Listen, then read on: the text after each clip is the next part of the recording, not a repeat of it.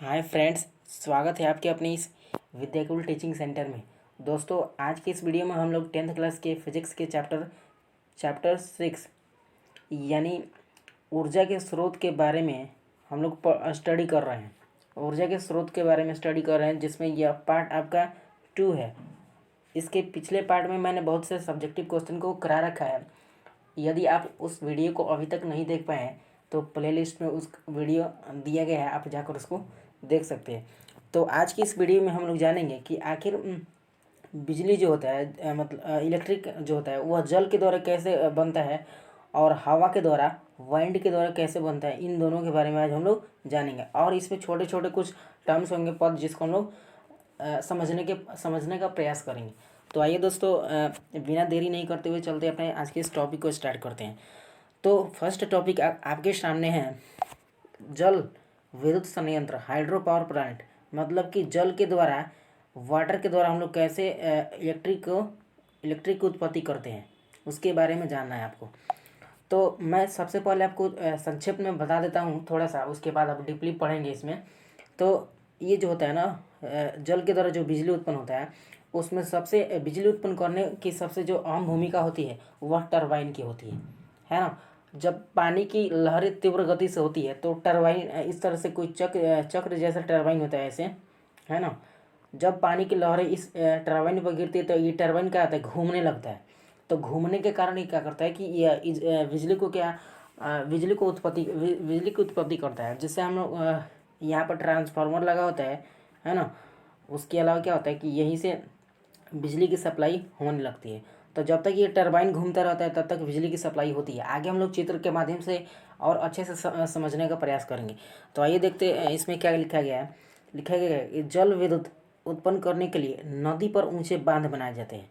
जल विद्युत उत्पन्न करना इतना आसान नहीं है। सबसे पहले क्या किया जाता है कि नदी जो होती है उस पर बांध बनाए जाते हैं, डैम जिसको बोलते हैं इंग्लिश में हम लोग।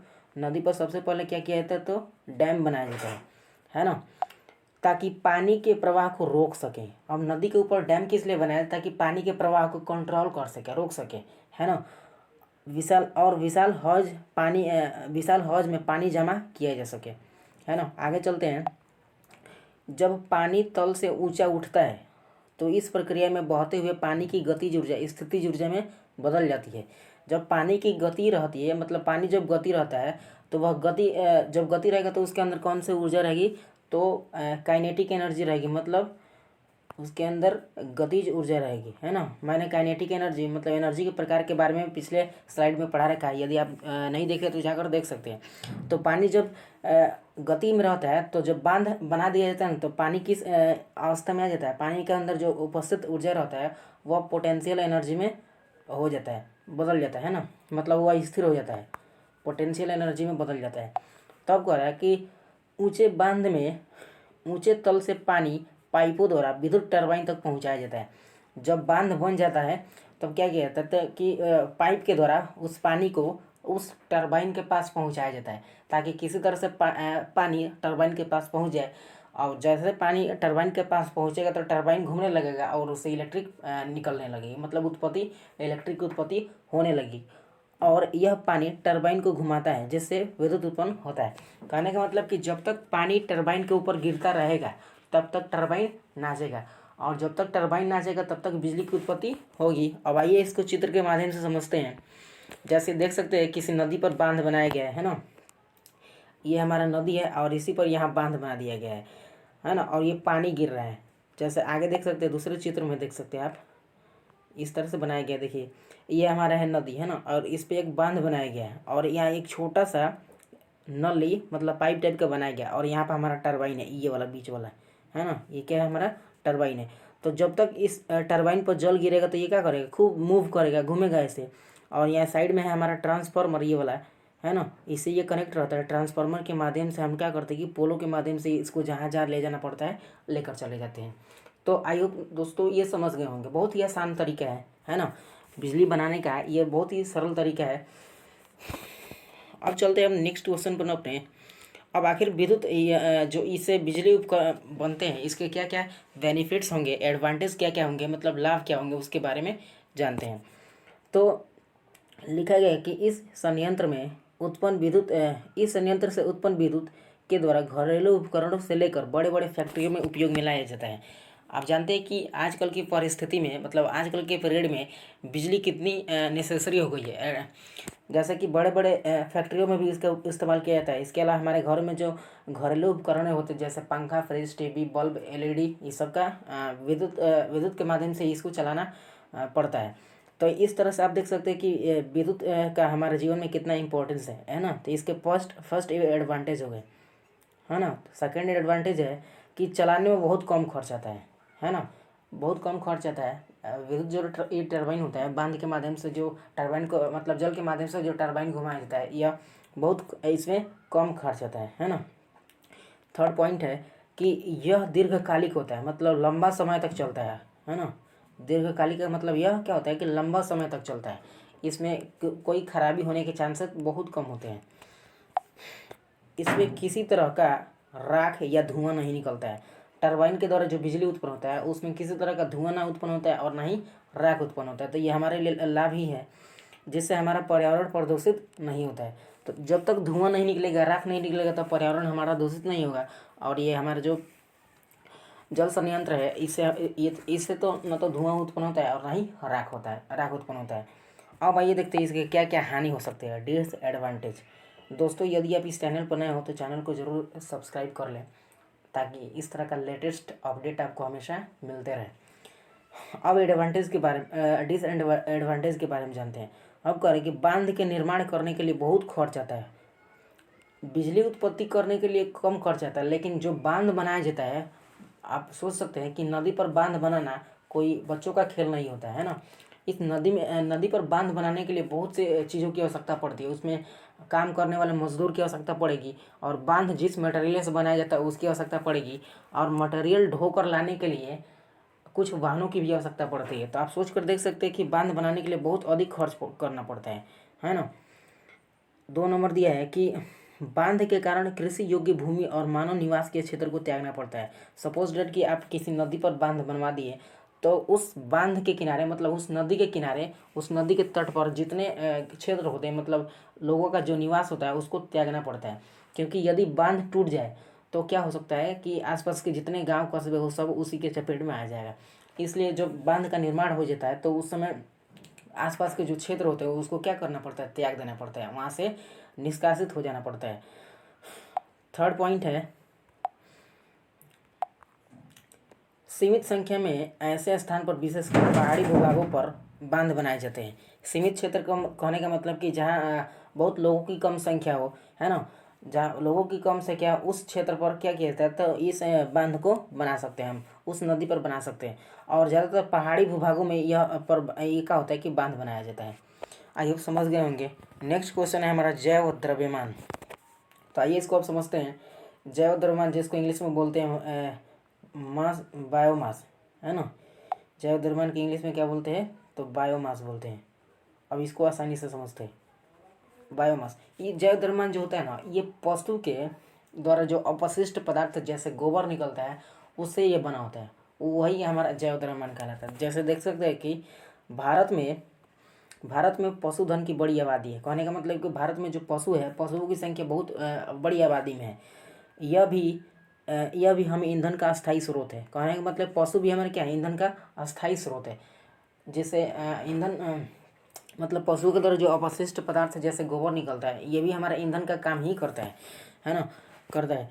ये ईंधन पौधा और पशु उत्पाद है। ये जो जैव द्रव्यमान एक तरह से ईंधन ही बोल सकते हैं इसको, है ना। ये पौधे और पशु उत्पाद है। इन ईंधनों के स्रोत को जैव द्रव्यमान कहते हैं। कहने का मतलब कि पशु के द्वारा जो ईंधन हमको प्राप्त होता है, जैसे गोबर हो गया, गोबर को हम लोग सुखा के गोईठा जिसको बोलते हैं, देहाती भाषा में बोलते हैं गोईठा या चिपरी, है ना। तो इससे हमारा क्या ईंधन का निर्माण होता है। इससे हम लोग क्या करते हैं, ईंधन बनाते हैं, जिसको हम लोग जैव द्रव्यमान बायोमास बोलेंगे, है ना। इसको अपन क्या बोलेंगे, जैव द्रव्यमान या फिर बायोमास। अब देखते हैं आगे टॉपिक। इसमें लिखा है कि यह ईंधन जलने पर अधिक ऊष्मा उत्पन्न नहीं करता है।